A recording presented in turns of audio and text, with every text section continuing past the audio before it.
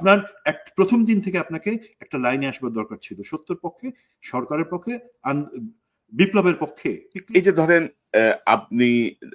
ধরেন আপনি নির্যাতিত হয়েছেন, 5 জন মেজর ফুয়াদ, রাজীব, হেলাল আছে, রেজা আছে। জি। তো এই 5 জনকে বর্বরোচিত কায়দায় নির্যাতন করা হয়েছে, সেনা অফিসাররাই নির্যাতন করেছেন তাপসের ভুয়া মামলায়, যে তাপসকে হত্যা চেষ্টা মামলায় দিয়ে তাদেরকে বর্বরোচিত অত্যাচার করা হয়েছে, তাদেরকে হাতকড়া লাগিয়ে, তাদেরকে ডান্ডা বেড়ি পরিয়ে জেলখানা নেওয়া হয়েছে, আদালতে নেওয়া হয়েছে, তাদেরকে 5 বছর করে জেল দেওয়া হয়েছে। তারপরে ধরেন বেগম খালেদা জিয়া 3 বারে প্রাইম মিনিস্টার, তিনি সাধারণ কারাগারে কাটিয়েছেন বহু বছর, বেশ কয়েক বছর। তারপরে তাকে নেওয়া হয়েছে, তার বাসাকে সাবজেল ঘোষণা করা হয়েছে। ব্রিগেডিয়ার রহিম এনএসআই, তো উনি তো ধরেন বিনা চিকিৎসাতে জেলখানাতেই মারা গেছেন এবং বলা হয়েছে তাকে হত্যা করা হয়েছে চিকিৎসা না দিয়ে। জেনারেল রাজ্জাকুল হায়দার, তিনি গত 15 বছরই তো কারাগারে কাটিয়ে দিয়েছিলেন, জেলখানায় বন্দী ছিলেন। তো সেই সময়গুলাতে আমরা কিন্তু ধরেন সেনাবাহিনীর এত আবেগ কিন্তু দেখি নাই, সেনাবাহিনীর এত আবেগ দেখি নাই।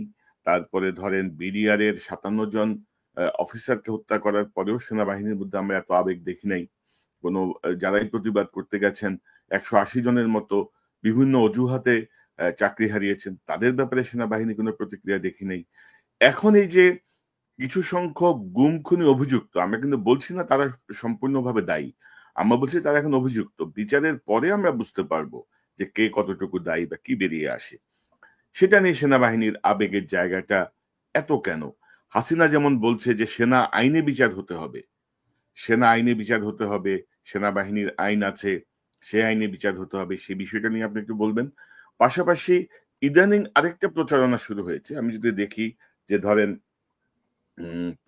মতির প্রথম আলোর সংবাদ হচ্ছে কর্মকর্তাদের সেনা হেফাজতে রেখে ট্রাইব্যুনালে আনা নেওয়ার চিন্তা, এবং আমি দুটো লাইন যদি পড়ি, মানবতা বিরোধী অপরাধের অভিযোগে করা 3 মামলায় গ্রেপ্তারি পরোয়ানা জারির পর 15 কর্মকর্তাকে হেফাজতে নেওয়া হয়েছে, তাদের বিচার শেষ না হওয়া পর্যন্ত সেনাবাহিনী নিজেদের হেফাজতে রাখতে চায় বলে সংশ্লিষ্ট সূত্র থেকে জানা গেছে। এটা হচ্ছে মতির সূত্র, সংশ্লিষ্ট সূত্র, এটার কোনো ভিত্তি নাই। এ বিষয়ে সেনা কর্তৃপক্ষের একটা ভাবনা হচ্ছে বিচার শেষ না হওয়া পর্যন্ত আসামি হওয়া এসব কর্মকর্তা সেনা হেফাজতে থাকবে, মামলা নির্দিষ্ট তারিখে সেনাবাহিনী এদের আন্তর্জাতিক অপরাধ ট্রাইব্যুনালে হাজির করবে, আদালতের কার্যক্রম শেষে আবার হেফাজতে নিয়ে যাবে। তো আপনি কি হাসিনার সাথে বর্তমান যে সেনা কর্তৃপক্ষ যে রেফারেন্স মতির প্রথম আলো দিচ্ছে, কোন যোগসাজশ খুঁজে পাচ্ছেন? এবং এটাকে আপনি কিভাবে দেখছেন? আমি প্রথমটা আগে কভার করিনি, অবশ্যই আমি সুযোগ খুঁজে পাচ্ছি এখানে সেনাবাহিনীর সাথে। এটা হচ্ছে হাসিনা যে ন্যারেটিভটা দিতে চায় বা ভারত যে ন্যারেটিভটা দিতে চায় আমাদের কাছে, সেটা কিন্তু আমরা গত 25 বছর ধরে দেখতেছি। প্রথম আলো সেই জিনিসটা খুব যত্নের সাথে করে আসতেছে এবং তাদের এডিটোরিয়াল পলিসি এবং সেটার এক্সিকিউশন এত নিখুঁত যে আমরা কিন্তু ধরতে পারি না যে তারা আমাদেরকে যে স্লো পয়জনিং করে করে আজকে এখানে আনছে সেটা। এবং আপনি জেনে রাখেন 3টা এলিমেন্ট, একটা হচ্ছে প্রথম আলো এবং তার মতন ভুয়া মিডিয়া, হাসিনা এবং ভারত, আরেকটা হচ্ছে আমাদের দেশের ভিতরে যে সুশীল চক্র আছে, তারা বিভিন্ন টকশোতে এসে, আপনি আমাকেও গালি দিতে পারেন যে আমি হয়তো ভুয়া বলতেছি, বাট আমি ফ্যাক্ট ছাড়া কোনো কথা বলি না। তারা কিন্তু এই জিনিসটা করে যাবে এবং করবে, এটা একটা বিভ্রান্তি সরানোর জন্য, হাসিনার ন্যারেটিভটাকে জায়েজ করার জন্য তারা এই ধরনের কথা বলবে। এবং আমি মনে করি সাবজেল বা অন্যান্য সংক্রান্ত যে জিনিস, তাদেরকে গ্রেফতার করা সংক্রান্ত জিনিস, আদালতে হাজির করার জিনিস কোথায় থাকবে, সেই জিনিসগুলোর ব্যাপারে আইসিটির মিস্টার তাজুব, ব্যারিস্টার তাজুব, উনি কিন্তু একটা সুন্দর ব্যাখ্যা দিয়েছেন এবং আমরা ব্যাখ্যা পাচ্ছি। আমরা অপেক্ষা করছি সেই কয়টা দিন তাদের বক্তব্য শোনার জন্য। এখন প্রথম পার্টটাতে আসি, যেখানে বলছেন যে তখন যখন এই ধরনের সেনাবাহিনীর অফিসারদের নির্যাতন করা হলো, হত্যা করা হলো, তখন কোনো প্রতিবাদ আসে নাই কেন? এখন এখানে অনেস্টলি বলতে প্রতিবাদ হয়েছিল। একজন দর্শক একটা প্রশ্ন করছেন যে আমাকে যখন গুম করা হলো তখন আমার সহকর্মীরা কি করছিলেন। ভাই, আমি তো এই কথাটা বললাম, আমাকে গুম করে তো তারা হজম করতে পারে নাই।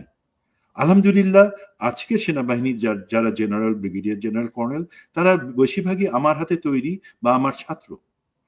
তাদের চোখের রক্ত দেখে তো হাসিনারও সাহস হয় নাই আমাকে খেয়ে ফেলবে। আমাকে 2.5 দিন পরে ছেড়ে দিতে বাধ্য হয় তারা, যখন জিনিসটা আমার স্ত্রী জানাজানি করেন। পরবর্তীতে যখনই ধরেন যে অফিসাররা প্রতিবাদ করছে, হয় তাদেরকে চাকরিচ্যুত হয়েছে, 180 জন চাকরিচ্যুত হয়েছে, কিন্তু এই একই কারণে তারা বলছে না আমরা এই অন্যায় মানি না। দেন মেজর জাহিদ, তাকে খুন করা হয়েছে, সে অন্যায় মানতে চায় নাই। মেজর সৈয়দ জিয়াউল হক, তাকে জঙ্গি বানাই হত্যার চেষ্টা করা হয়েছে, পরবর্তীতে জঙ্গি ট্যাগ লাগে, এখন সেও প্রতিবাদ করছে। এটা না যে আমরা প্রতিবাদ করি নাই। কারা প্রতিবাদ করে নাই? যারা মাখনটা খাইছে, যারা মনে করছে এই মাখন খাওয়া তাদের হক, তারা মাখন খাবে, আর সেনাবাহিনীর বাকি অংশ তারা কলঙ্ক ভোগ করবে তাদের এই মাখন খাওয়ার জন্য। জেনারেল রেজানুর, জেনারেল এমন অনেকে আছেন যারা তাদের হক মনে করছিলেন, সেগুলা তারা প্রতিবাদ করে নাই। বাট আপনি যান, এই যে দেখেন 3 তারিখ থেকে বা তার আগে থেকে জেনারেল ওয়াকারকে একটা পজিশনে নিয়ে আসা যে আমরা আর গুলি চালাবো না, আমরা জনতার পক্ষে, সেটা কারা করছে ভাই? বাইরে থেকে কেউ বলে নাই, আমেরিকা বলে নাই, অন্য কেউ। সেটা আমাদের সেনাবাহিনীর এই অফিসার, যাদেরকে আমরা অনেকে একদম জেনারেলাইজ করে গালি দেওয়ার চেষ্টা করছে, টিএসসির সামনে ইউনিফর্ম পরায় খুনিদের ভাই, খুনিরা খুনি, তাদেরকে ল্যাংটা করে আপনি সেখানে তাদের এই প্ল্যাকার্ড দাঁড় করান, তাদেরকে ইউনিফর্ম পরাচ্ছেন কেন? সো এই সেইটার প্রতিবাদ, কিন্তু তাদের ব্যাপারে প্রতিবাদ এই আজকের অফিসাররা করছেন, যারা আছেন সেনাবাহিনীর বিভিন্ন বাহিনীর। সেই কারণে জেনারেল ওয়াকার বাধ্য হয়েছেন তার অবস্থানটাকে ক্লিয়ার করে দেওয়ার জন্য খুনি হাসিনার সামনে, না আমি আর পারবো না, এবং তিনি হাসিনা পালাতে বাধ্য হয়েছে। এখন কোন প্রক্রিয়া, সেখানে জেনারেল ওয়াকারের কতটুকু ভুল আছে সেটা আমি আগে বলছি, এবং আমি সেখানে বলবোই, অবশ্যই জেনারেল ওয়াকার আমি বলবোই। আপনার প্রথম দিন থেকে আপনাকে একটা লাইনে আসবার দরকার ছিল, সত্যের পক্ষে, সরকারের পক্ষে, বিপ্লবের পক্ষে ক্লিয়ারলি বলে দিতেন।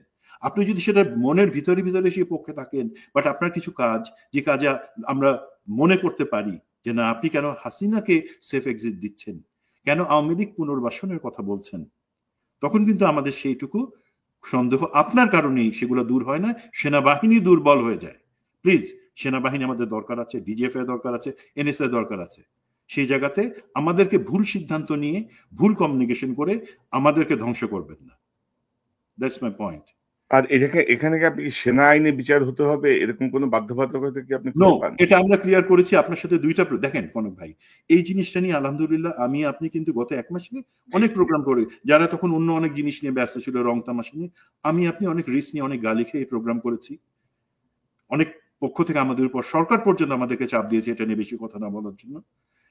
আমরা কিন্তু ক্লিয়ার করে দিচ্ছি সেখানে যে আগের যে আইন ছিল বা অন্যান্য কিছু যে আইন আছে, আইন প্রতিনিয়ত পরিবর্তন হয়, সেই জন্যই দেশে সংসদ থাকে, সংবিধান থেকে সেইভাবে পরিবর্তন করা হয়। সেখানে এখনকার বর্তমান যে আইন, সেটা হচ্ছে আন্তর্জাতিক গুম খুন, সেটার সাথে সমন্বয় করে করা হয়েছে। সেখানে অবশ্যই কিছু জিনিস আছে যেটা সামরিক বাহিনী করবে, কিছু সিভিল আদালতে হবে, বাট ক্লজটা পরিষ্কার করে দেওয়া হয়েছে। সেই ক্ষেত্রে কে করবে না করবে সেটা চূড়ান্ত বিবেচনা সরকার নিবে, এবং এই আদালত আইসিটি সেটা রেফারেন্স দিয়েই কিন্তু জিনিসটা ক্লিয়ার করে দিয়েছে।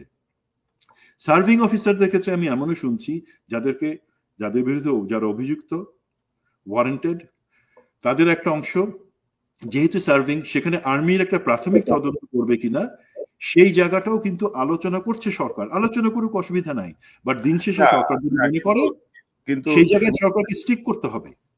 না, কিন্তু সুমন ভাই, এখানে ধরেন এই আলোচনার আর প্রয়োজন আছে কিনা আমি জানি না। কারণ ধরেন যে আপনি জানেন যে সাম্প্রতিক সময় যে একটা অধ্যাদেশ জারি হয়েছে গত 6ই অক্টোবর, সেই অধ্যাদেশ অনুযায়ী একদম স্পষ্ট তিনি সংসদ সদস্য হিসেবে নির্বাচিত হওয়া বা থাকা, স্থানীয় সরকার প্রতিষ্ঠানের সদস্য, কমিশনার, চেয়ারম্যান, মেয়র বা প্রশাসক হিসেবে নির্বাচিত বা নিয়োগপ্রাপ্ত হওয়া, প্রজাতন্ত্রের কোনো চাকরিতে নিয়োগপ্রাপ্ত হওয়া এবং কোনো সরকারি পদে অধিষ্ঠিত থাকার ক্ষেত্রে তিনি যোগ্যতা হারাবেন। অর্থাৎ যে মুহূর্তে চার্জশিটটা হয়ে গেছে, সেই মুহূর্ত থেকে কিন্তু এটি কার্যকর হয়ে গেল।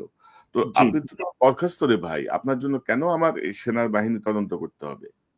হ্যাঁ, বরখাস্তর কিছু ক্ষেত্রেও সেনাবাহিনীর তদন্তের এবং আইনি প্রক্রিয়া নেওয়ার, ইভেন কোর্ট মার্শাল করার এখতিয়ার আছে। বাট জিনিসটা তো ক্লিয়ার। জিনিসটা হচ্ছে যে আমরা চাই, এবং এটা ধরেন এটা কি প্রতিশোধ নেওয়ার জন্য? আমি একটা জিনিস আজকে ক্লিয়ার করি, এটা তো আমরা কেউ প্রতিশোধ নিচ্ছি না। এটা আমরা ন্যায় বিচার করতেছি, যারা এই ভুক্তভোগী, যারা গুমের শিকার, খুনের শিকার, সেটার ন্যায় বিচার আমরা করতেছি। এখানে বলি, যখন আমাকে জেলখানায় নিয়ে যাওয়া হয় হাত করা পড়াই, প্রিজন ভ্যানে, তখন কি আমি বা আমার সাথের মতন লোকজন, সুবাইলরা, হেলালরা, তারা শপথ নিছিল আমি যখন আসি, আমি যদি কোনদিন সুযোগ থাকে আমিও এই শোধ নিব? না ভাই, আমরা মনে মনে কি বলছি জানেন? এবং আমাদেরকে যাদেরকে এই ধরনের কষ্টের মধ্যে নিয়ে যাওয়া হচ্ছিল, আমি জানি চাকরিরত অন্য অফিসার যাদের কিছুই হয়তো করার ছিল না, করলে হয়তো তাদেরকে কু করতে হতো, বাট এখনকার আইন অনুযায়ী কু করলে পরে তো আবার কোর্ট মার্শাল, মৃত্যুদণ্ড। তারা মনে মনে ধিক্কার জানাইছে, তারা মনে মনে বলছে যে এই জিনিসটা খারাপ। তারা তখনও বলছে, এখনো বলে যে হাত করা পরে একজনকে কেন নিয়ে যাবে যে কখনো অন্যায় করেনি। এখন পার্থক্য হলো কি ভাই, এই এখন যাদেরকে হাত করা পড়ানোর কথা বলা হইতেছে, তাদের অন্যায় অপরাধটা কিন্তু প্রাথমিকভাবে প্রমাণিত। তাদেরকে কেউ প্রতিশোধমূলক ভাবে সেই জিনিসটা করতেছে না। আমরা প্রতিশোধ নিই না। আমার জীবনে যদি কোনো কষ্ট থাকে, কেউ অন্যায় করে থাকি, আমি আল্লাহর কাছে বলি আল্লাহ আমাকে তৌফিক দাও, আমি যাতে এমন জায়গায় যেতে পারি এই ধরনের অন্যায় যাতে আর কেউ কারো উপর করতে না পারে, সেটা আমি দেখব। প্রতিশোধের কথা বলি না ভাই কখন আমরা। তো এই জায়গা থেকে ক্লিয়ার হইতে হবে যে না, এখানে যেভাবে বিচার হওয়ার পরিকল্পনা করা হয়েছে সেটাই হবে। সেক্ষেত্রে আমি জানি, আশা করি সেনাবাহিনী, সেনা কর্তৃপক্ষ সবাই সর্বত সহযোগিতা করবে। কোনোভাবে আইনি সহায়তা বা এই ধরনের কথাবার্তা ভুলেও যাতে দ্বিতীয়বার উচ্চারিত না হয়, প্লিজ।